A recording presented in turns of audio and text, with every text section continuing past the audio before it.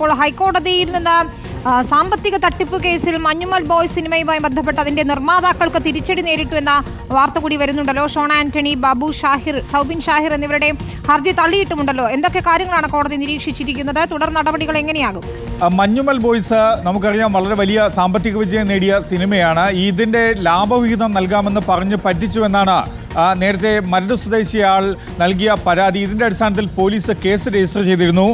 Sean Antony, Babu Shahir, Soubin Shahir നടനും ഈ കേസിന്റെ നിർമ്മാതാവുമായ സൗബിൻ ഷാഹിർ എന്നിവർ ഉൾപ്പെടെയുള്ളവരാണ് ഈ കേസിലെ പ്രതികൾ. ഈ കേസിന്റെ എഫ്ഐആർ റദ്ദാക്കണമെന്നാവശ്യപ്പെട്ടുള്ള ഹർജിയാണ് ഹൈക്കോടതിയുടെ പരിഗണനയിലുണ്ടായിരുന്നത്. ജസ്റ്റിസ്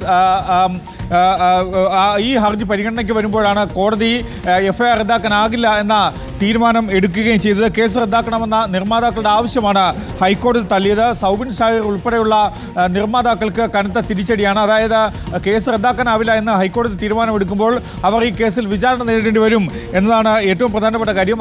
അരൂർ സ്വദേശി സിറാജ് എന്ന ആളാണ് നേരത്തെ ഇത് സംബന്ധിച്ച പരാതി കോടതിയിൽ നൽകിയിരുന്നത്. അതിലാണ് നേരത്തെ പോലീസിൽ പരാതി നൽകിയിരുന്നത്. അതിന്റെ അടിസ്ഥാനത്തിലാണ് കേസ് രജിസ്റ്റർ ചെയ്തതും.